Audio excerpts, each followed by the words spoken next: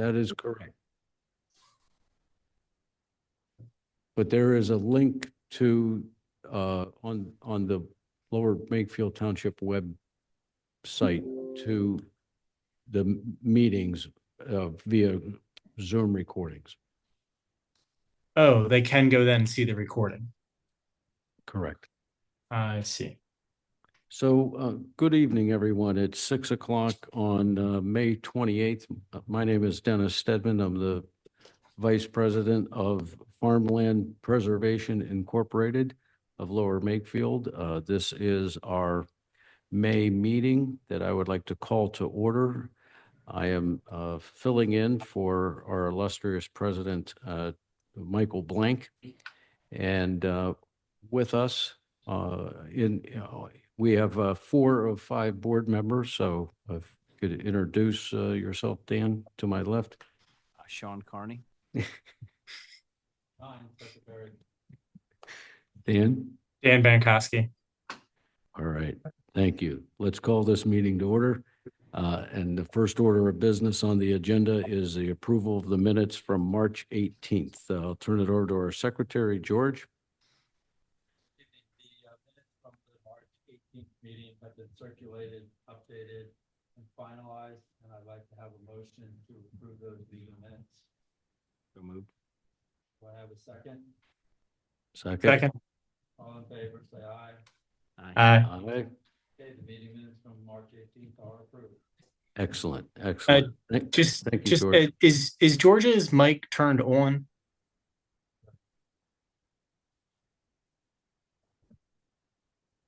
Hit the button.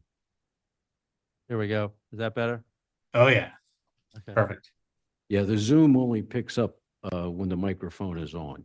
Otherwise, it's kind of room noise. Second agenda item, and we should be able to wrap this meeting up here in easily within an hour. The second agenda item is the treasurer's report. Turn it over to our treasurer, Dan Bankoske. All right. So our income and expenses, February, we had 3 invoices that we had paid out to Corcoran. Tree removal work at Farmview for $850, and that was in May, 2 weeks ago. Just about a week ago, this was buffer cleaning. This was regular scheduled quarterly, or was it, or I don't know if it's actually quarterly, work, 1,475. And then lastly, from April, this was the tree work at BRIDLE Estates for Corcoran. The dead tree, some other removal of some other stuff. This was behind Trowbridge Drive, on the other side of Trowbridge Drive there. So that is our expenses that we had. Second item was signed structural documents in SharePoint. So we had 4 documents that we had reviewed, approved, signed off on: the conflict of interest policy, document retention policy, investment policy, public inspection disclosure policy and procedure. All of those are shared now, saved in the SharePoint site. And all of those that required signatures by us have all been signed and also saved in the SharePoint site. Excellent. Thank you. The last item was around to talk about investment performance. Do you guys happen to have, what does it look like if I share a screen for you guys, or do you happen to have that file with you? I actually sent it at the day of our last meeting that got canceled or rescheduled to today. Right. You did send that out, but you're welcome to share the screen. I think we should be able to see it on the large display in the room. Let's try it. Make it as large as you can on your screen, of course. All right, give me a second here.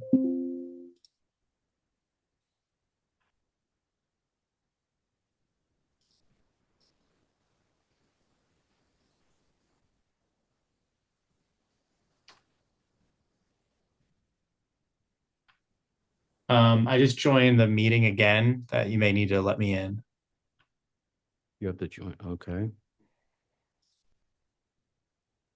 I just want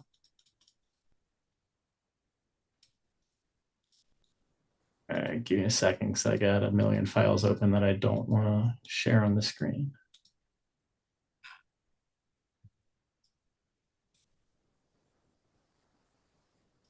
All right. Share.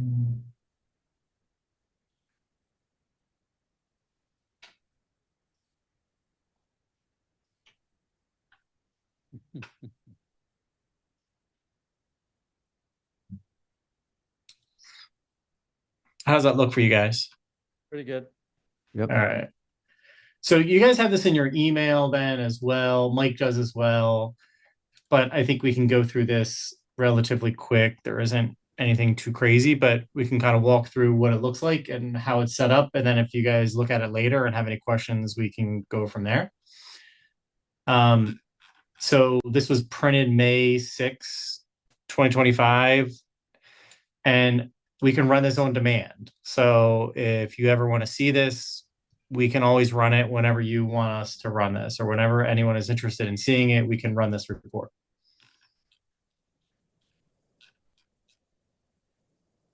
It starts off here with balance and performance activity by month. Investment performance, deposit withdrawals, etc. So you'll see under the withdrawals section here, this is from time to time when we took money out of the managed account and sent it over to our checking account. And then when I scroll down here a little bit further back in time, you'll see this August 2020. That was the second time we made a contribution to our managed account. We did it in 2 different tranches. This was the second contribution that we made from liquidating Vanguard funds. And here was our first one in May 2019.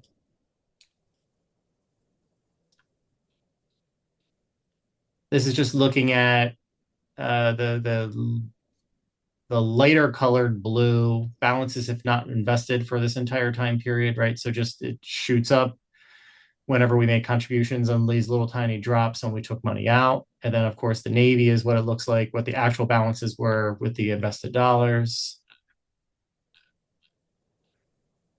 Our income over time, our dividends that were earned on these funds.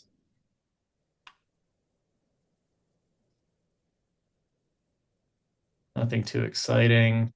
So here is probably the most informative out of anything on here. Rate of return for our portfolio is these first 2 up here, money weighted return and time weighted return. And then here, this is the index blend, 60% stocks, 40% bonds.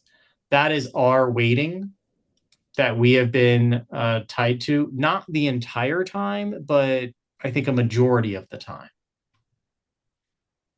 And, you know, I should go back and verify the date that we had switched that.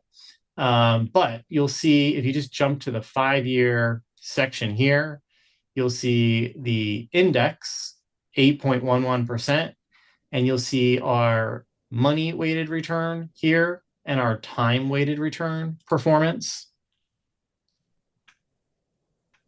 I think money weighted return is maybe perhaps more informative because it includes the performance of our portfolio if you factor in cash flows. So, you know, you'll see over a 5-year period, we're just under the benchmark for our portfolio. And that could be as much of a impact of, one, it's not always perfect, of course. Also, I think our portfolio was skewed even more to stocks in the beginning of the portfolio's timeline at Fidelity.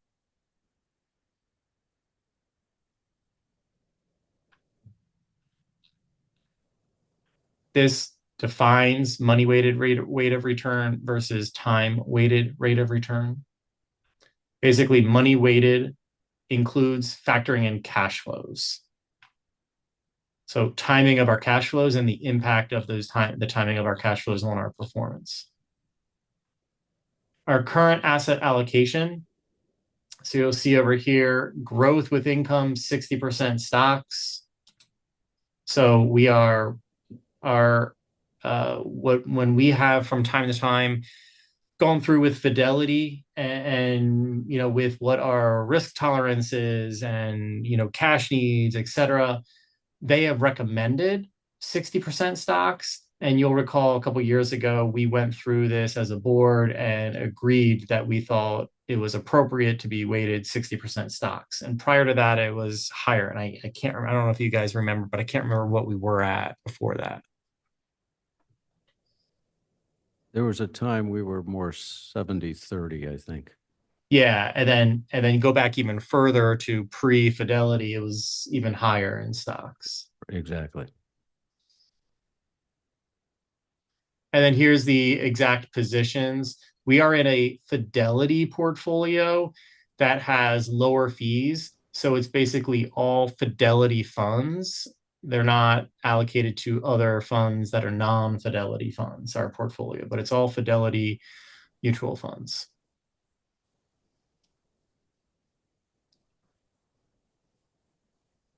This is just monthly performance, and that's it. That's our like the snapshot that we can run at any given moment to see our portfolio, what it looks like, asset allocation, and performance. That's great, Dan. Any questions? If you guys ever want to, they do post, Fidelity that is, does post from time to time. They'll post some like updates when they do a rebalance that has like some very brief commentary when they do a rebalance from time to time. You tell me if you guys are interested in seeing the like the last couple of those. I could send them out to everybody. Dan, the only question I have is remind us what the fee structure is. It's a small percentage of the assets under management. Right.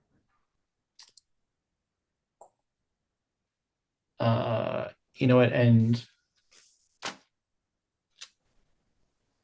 I might have it. If you don't have it handy, that's all right. I remember it was a small percentage. I just don't Yeah, remember. I mean it's small. It's very small. And it hasn't changed.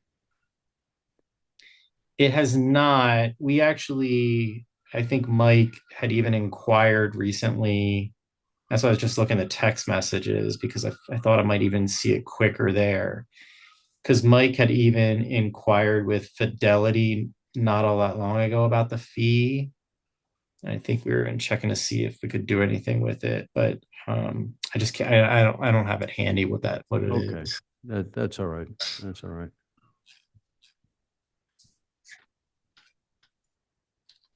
Well, we appreciate your managing this, Dan, and as we've said before, our responsibilities are into perpetuity. So having some assets and reserves are important. Never knowing what the future might bring. I agree. Seeing if it's down in the footnotes here. Okay.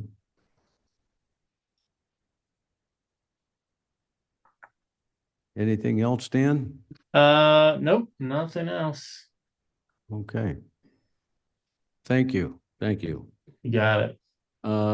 The next agenda item is Heather Ridge, which is mine. And the first element there is the project to gain access to the northern fields, the northern portion, the majority of that of that space. I'm going to share I need to share my screen for that.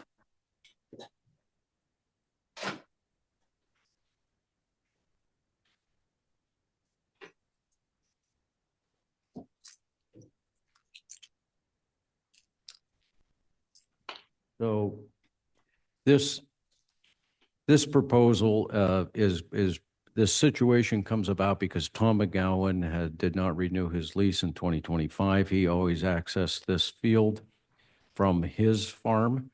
It's contiguous with his farm. However, given the access that that Charland Farms has now, which is via Heather Ridge Drive, we need to create access to an old driveway that was used before this became preserved farmland. So this driveway has probably not been used for 40, 50 years. So we have some maintenance to do in order for that driveway to be accessible with farm equipment. So as highlighted here, this is strictly a repair and maintenance of a current driveway that has been buried over the years with trees and brush, and kind of has had some erosion and some, it needs regrading and clearing. Premium Excavating, who we're using on another project that we'll talk about tonight, provided us a bid.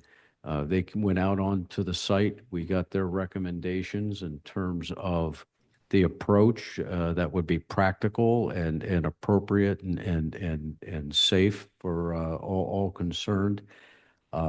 And I was very pleased with the owner, Brian. He had some new and practical ideas, I thought, on how to appropriately provide access through what is a low or wet spot that would be a problem in a wet season. So basically, at the end of the driveway grade, as it goes down to its lowest point, there is a 18-inch thick slab of concrete that was put down by Toll Brothers when this property was deeded to our nonprofit in order to provide farm equipment access. That is still there.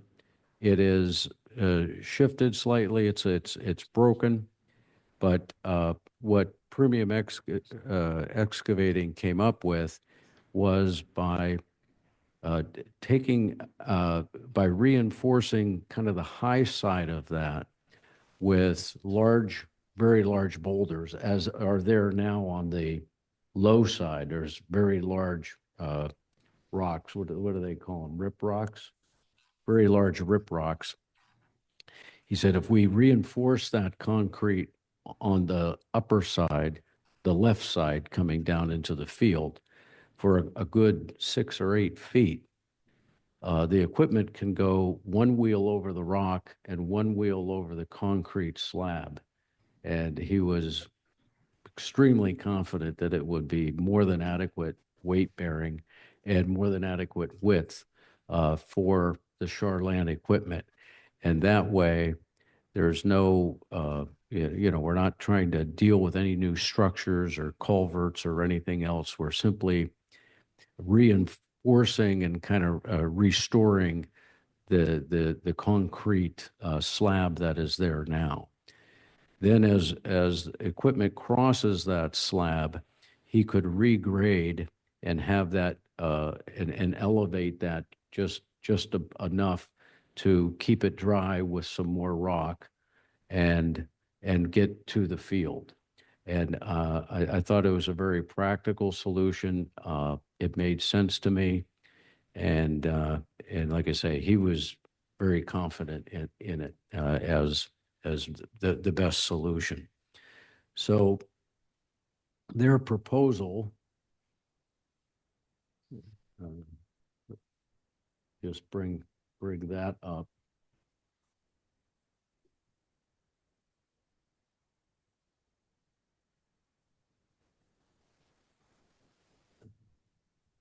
Bear with me.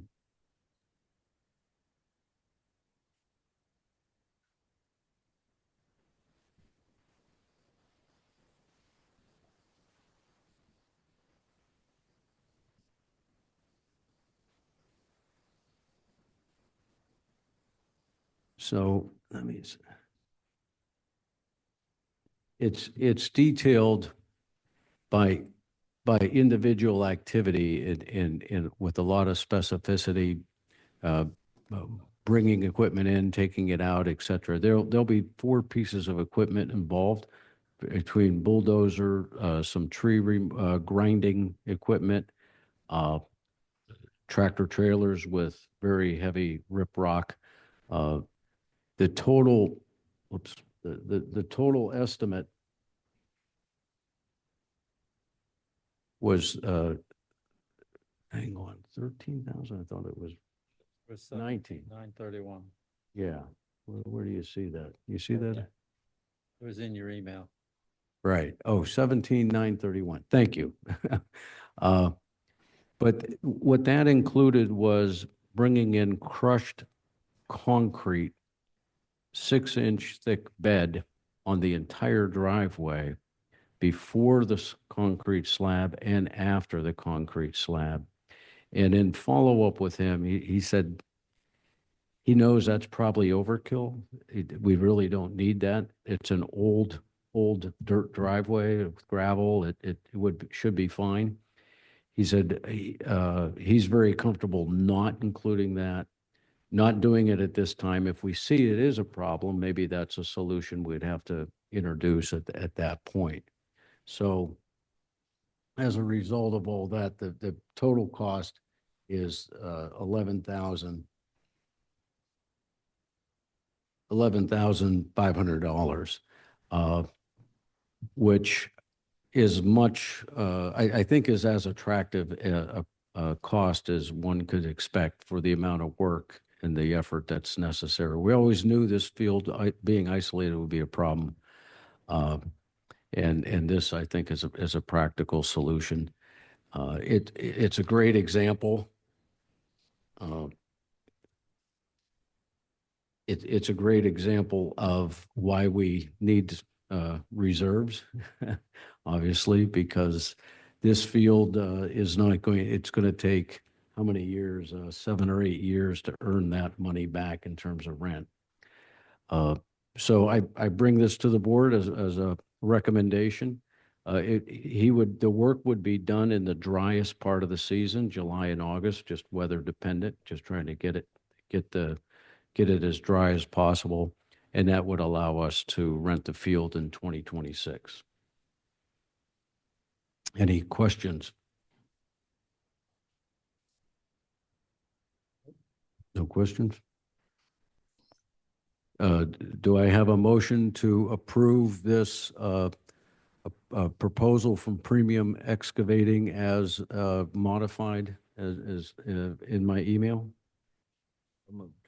Is there a second? I'll second it. All in favor? Aye. Aye. Okay, thank you. It's Good job. that's a big that's a sizable project. Yeah, good job.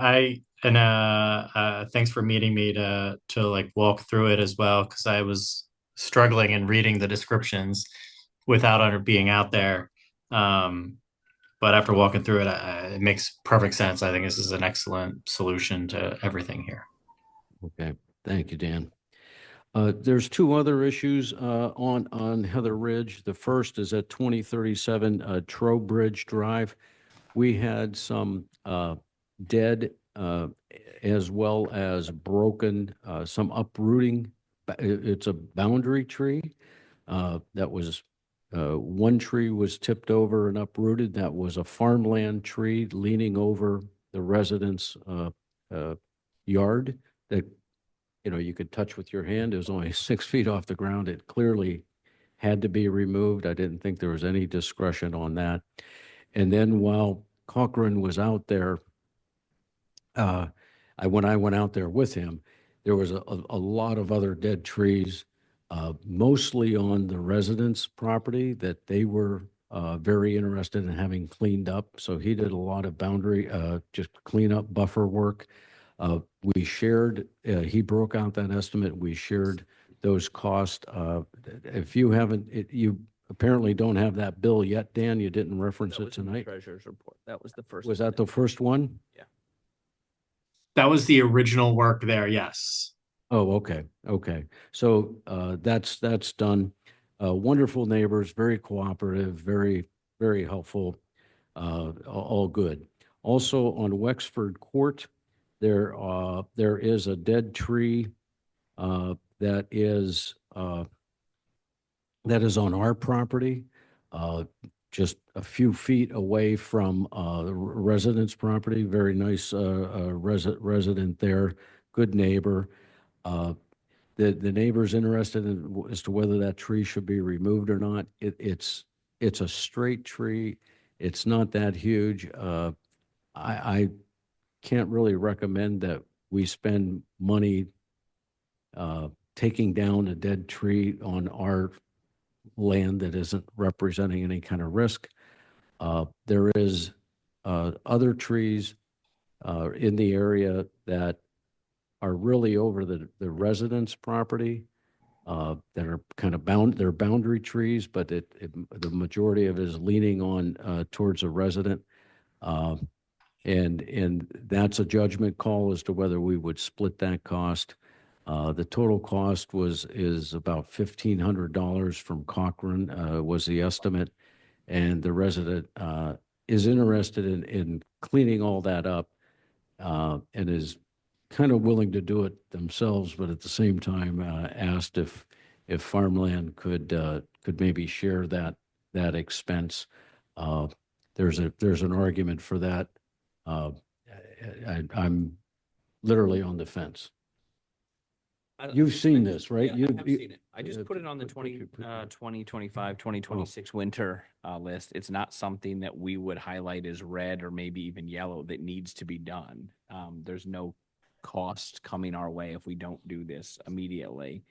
Perhaps as a project we can do either when we're out already at that farm and save on that cost, or it can be a winter project for the coming year, because we don't have anything left over from this year. So we should have ample room, knock on wood.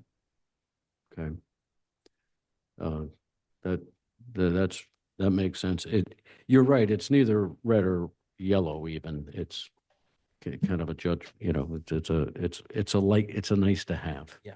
It's a nice to I have. would say if it needs to be done soon, then we would probably push back a bit and have the neighbor do it if that's Okay. their interest. If they're willing to wait until we have room in the winter project list, then perhaps it's something that we can work together on. Okay. And that winter list, just thinking of talking to our neighbor, that's anytime November, January, February, right? Yes. Weather dependent, ground softness, Right. all those things. But yeah, typically it gets done in the January, February Yeah. time frame, but it can get done earlier. as Yeah, yeah.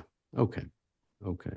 Any other discussion or thoughts on that? I agree with the way Sean presented that and that you presented that, Dennis, and when it should be handled. Okay, okay. Next agenda item is a radio tower parcel. As you know, that we had our sign, our preserved farmland sign, knocked down by a driver that slid off the road. The driver or the driver's company has paid for that. I picked up the sign, the brand new sign, and delivered it to the township building here a few weeks ago. And I just saw that it has been installed. It looks good.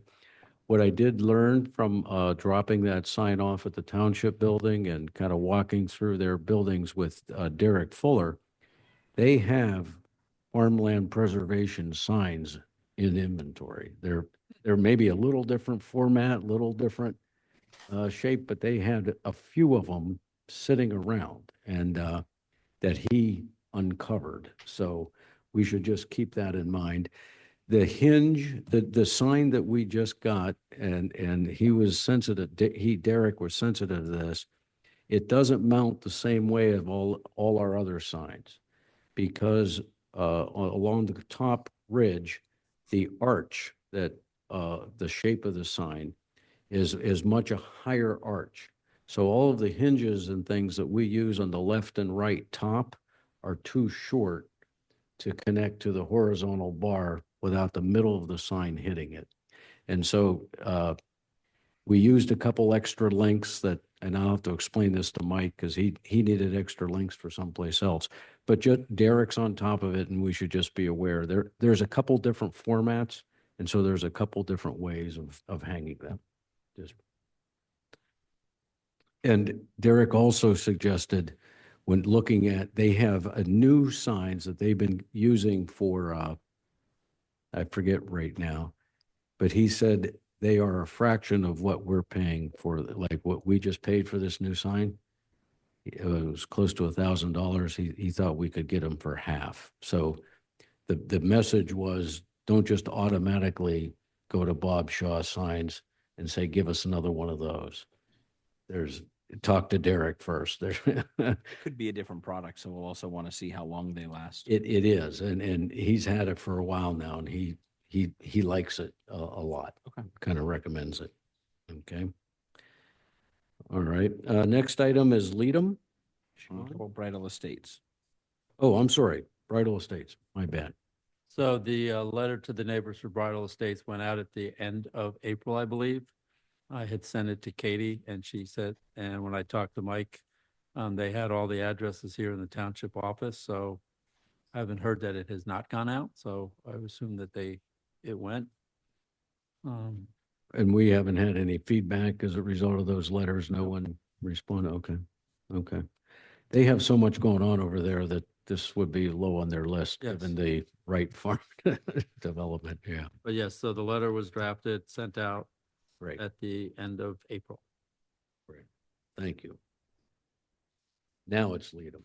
Now LEEDOM's. Okay, so LEEDOM's has been a project we've been working on for over a year now. This was born out of a conversation that we had at breakfast with Sam and Tim Stewart when they brought it to our attention that where they go in and out of on LEEDOM's farm is it's a bit dangerous in the way that you come on and off of that road with large equipment.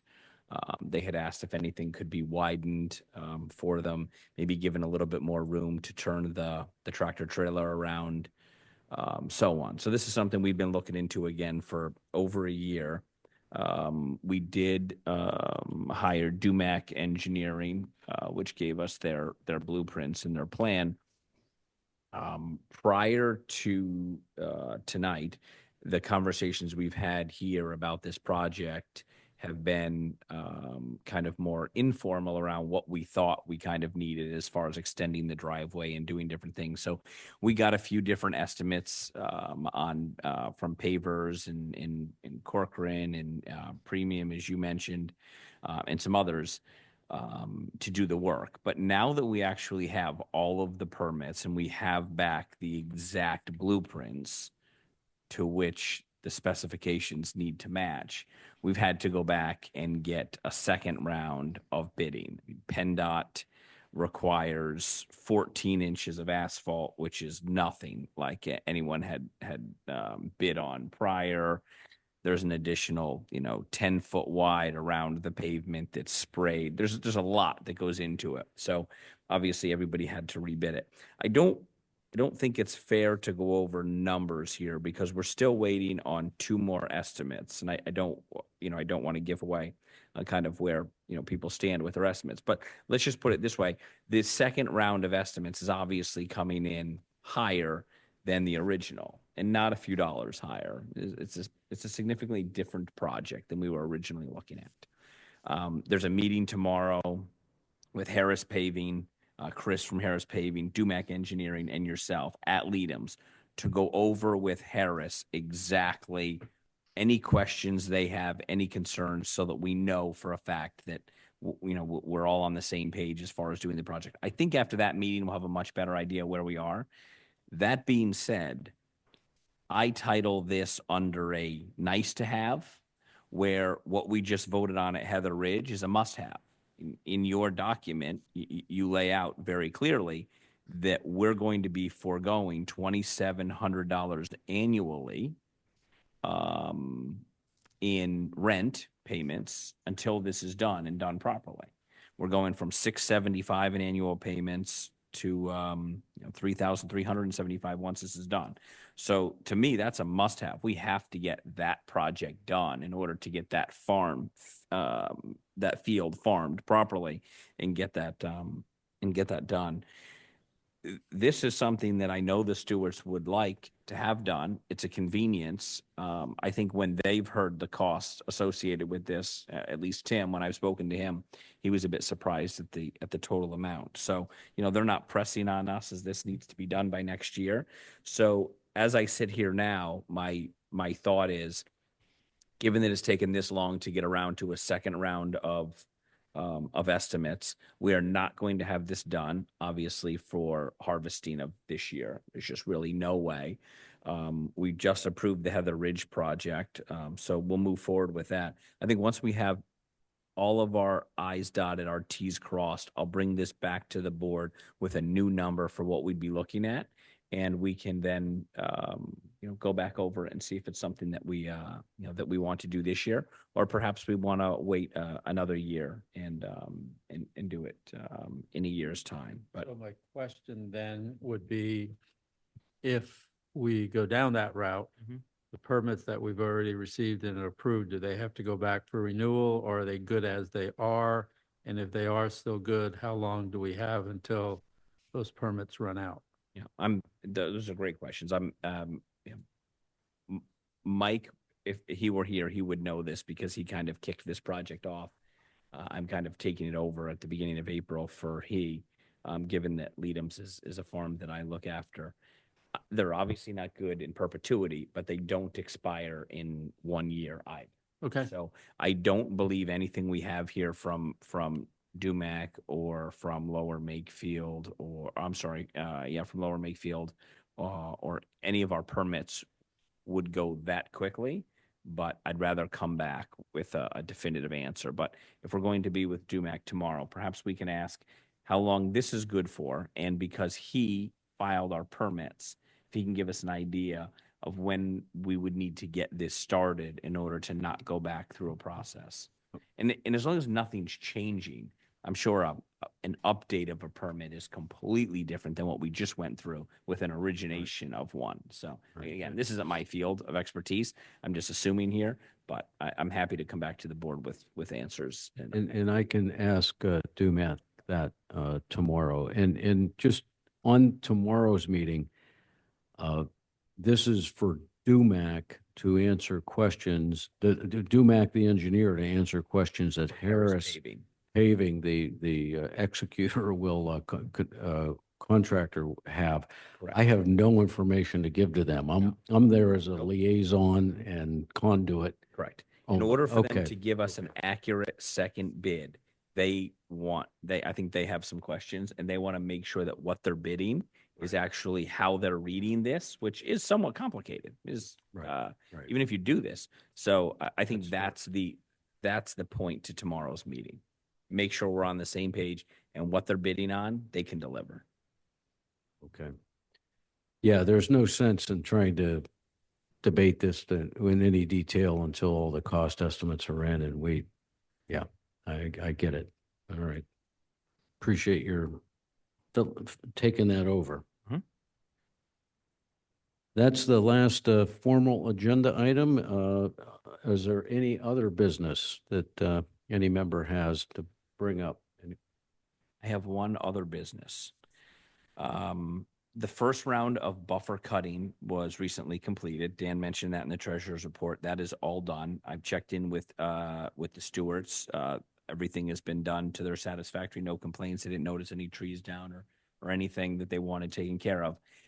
Matt Corcoran contacted me after doing the first round of Heather Ridge and admittedly said he underestimated that buffer cutting project, specifically because of the amount of cutting that needs to be done, not in the general area by residents, which is traditionally how we do buffers, but the entire area where the survey line is, so that we're always keeping a fresh line between our property and the neighbor's property.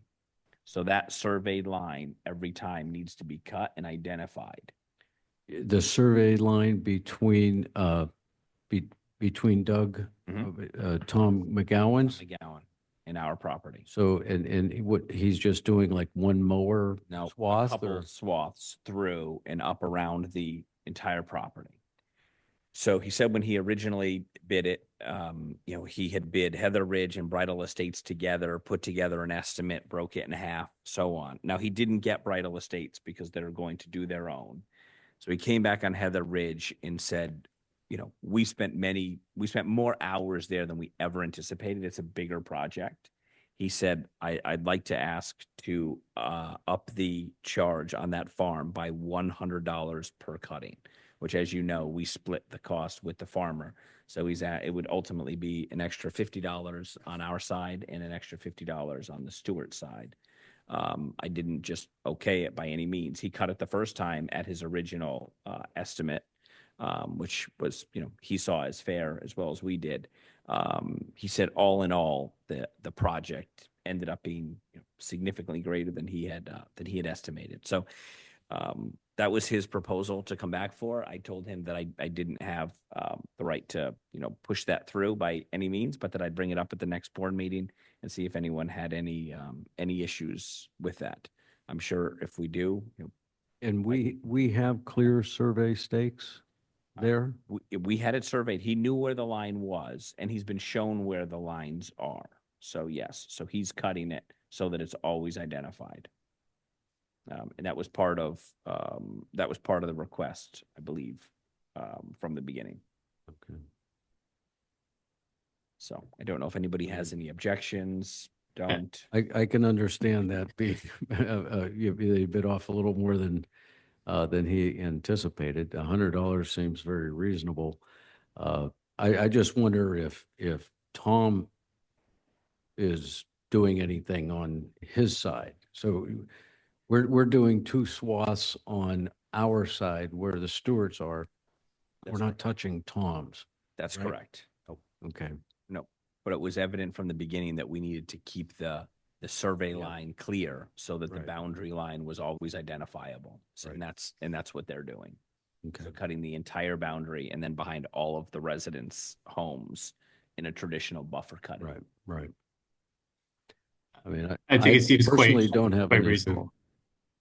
Well, I'm sorry, Dan, what was that? I was saying it seems quite reasonable, and I think that Matt Corcoran is a good partner to us, and I think he's been very fair, and frankly transparent, I think, with his pricing over the years. So I think it seems quite reasonable to make that adjustment. Yeah, I'm fine with it too. Okay. Yeah. Okay. Thank you. I will give Tim a call just to let him know, because obviously his bill will change by $50 each time that Okay. each of the 4 times that the buffer cutting's done. And Dan, you'll see ours go up by $50 the next 3 times this year. Okay.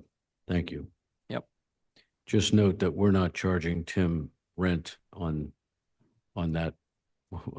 He's not using that field that we're cutting the buffer on, just That's right. for what that's worth. That's right. Okay. Any other business? Other business? Hearing none.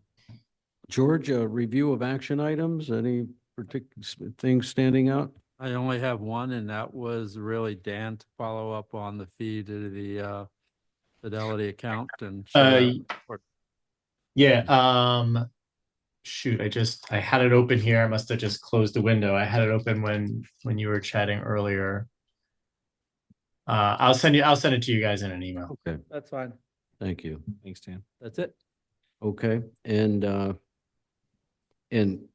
with respect to LEEDOM, these bids are, you're saying there's 2 bids that haven't come in? There was Harris? There's 2 bids that have not come in. We'll receive Harris's after This tomorrow's meeting, where everything Okay. is clear to them. And then there's one other, which we're not 100% sure if they're coming back to bid it now that they see this, Oh, or if okay. maybe they were kind of turned off by Okay. the So- detail level here.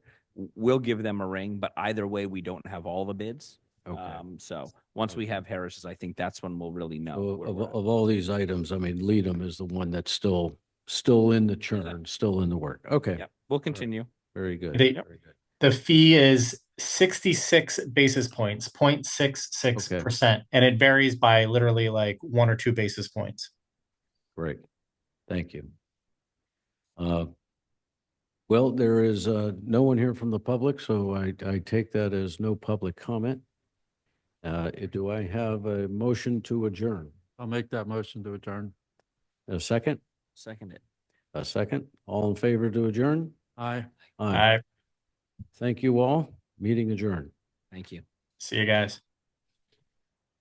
See you, Dan. See you. Let me stop this recording.